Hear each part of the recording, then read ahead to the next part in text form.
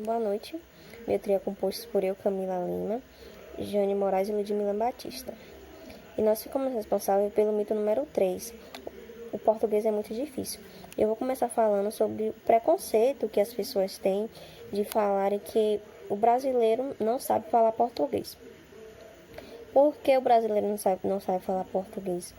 Que eles falam isso? Porque o ensino do português, da, da gramática que é dado nas escolas, é totalmente baseado ao ensino de Portugal.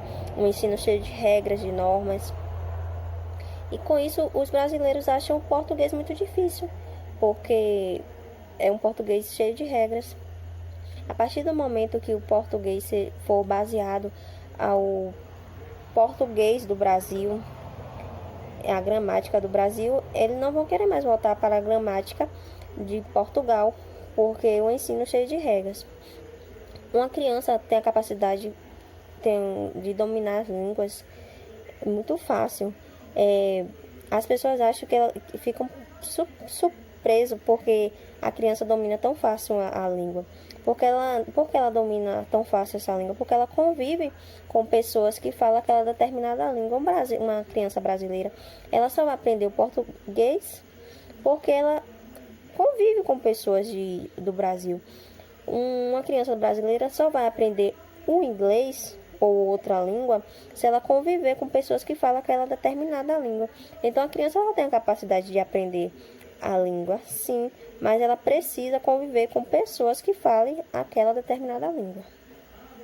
Se tanta gente continua a repetir que o português é difícil, é porque o ensino tradicional da língua no Brasil não leva em conta o uso brasileiro do português. Por exemplo, o professor pede para o aluno escrever 50 mil vezes lá no quadro, assistir ao filme. E quando o aluno sai da sala de aula, ele vira para o coleguinha e fala: eu ainda não assisti o filme do Zorro. É porque a gramática brasileira não se sente necessidade daquela preposição a, que era exigida na norma clássica literária há 100 anos atrás e que hoje é falada em Portugal. E é um esforço inútil e um verdadeiro trabalho tentar impor uma regra que não se encontra justificativa na gramática intuitiva do falante. E é por isso que tantas pessoas terminam os seus estudos depois de 11 anos no ensino fundamental e médio, sentindo incompetentes a redigir o que quer que seja, porque se durante todos esses anos o professor tivesse chamado a atenção dos alunos do que realmente é interessante e se tivesse devolvido as habilidades de expressão dos alunos, em vez de entupir as aulas com regras, ideologias e nomenclaturas que são incoerentes, as pessoas não se sentiriam mais confiantes e prazer no momento de usar o recurso do seu idioma. Afinal, é um instrumento maravilhoso e que pertence a todos. Bom, dando continuidade, a língua portuguesa ela era vista como algo difícil por pessoas ditas como cultas, inteligentes, por ela ser uma língua dominada por gramáticos tradicionais, os quais faziam as pessoas decorar coisas que não eram mais utilizadas naquela época. A ideia de que o português é uma língua muito difícil era uma maneira de sustentar a manutenção dos status das classes sociais mais privilegiadas.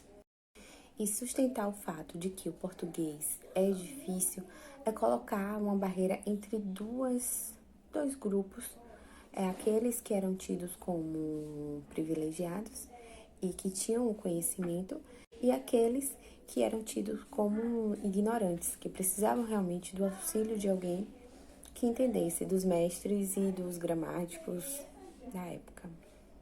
Sendo assim, a gente pode concluir de que a língua portuguesa em si, ela não é difícil, e sim a gramática normalista tradicional utilizada, na qual ela tenta provar de que a gente precisa dela, da existência dela, né? Que nós, sem as regras gramaticais, não estaríamos conduzindo o português da forma correta.